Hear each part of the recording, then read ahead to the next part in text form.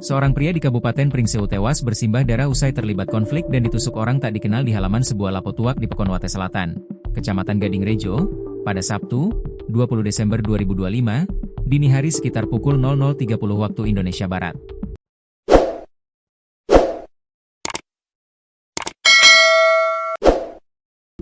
Korban diketahui bernama Legiman, 39, warga Dusun Tambah Sari, Pekon Tambah Rejo Barat, Kecamatan Gading Rejo yang kesehariannya bekerja sebagai buruh tani.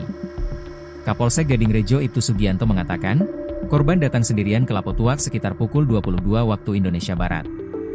Saat itu, Lapo sudah ramai oleh pengunjung lain.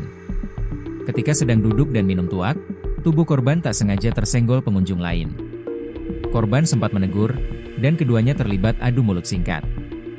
Namun situasi mereda setelah korban menghindar dan menuju penjual untuk membayar minuman, terang Sugianto, Sabtu, 20 Desember 2025. Tak lama berselang, saat korban sedang membayar, seorang pria menghampirinya dan mengajak keluar Lapo. Beberapa menit kemudian, pengunjung mendengar suara keributan di jalan depan Lapo Tuak.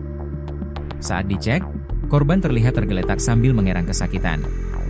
Setelah diperiksa, korban diketahui mengalami luka tusuk di bagian perut hingga mengeluarkan banyak darah. Sementara itu, pria yang sebelumnya mengajak korban keluar terlihat melarikan diri bersama dua orang lainnya. Melihat kondisi korban, sejumlah pengunjung segera membawanya ke Puskesmas Wates. Namun setelah dilakukan pemeriksaan oleh tenaga medis, korban dinyatakan telah meninggal dunia. Warga kemudian melaporkan kejadian tersebut ke Polsek Gading Rejo. Sugianto menyebut, setelah menerima laporan, petugas langsung mendatangi lokasi kejadian untuk melakukan olah tempat kejadian perkara, TKP. Korban meninggal dunia akibat luka tusuk di bagian perut. Berdasarkan luka yang ada, diduga senjata yang digunakan berupa pisau, ujar Sugianto.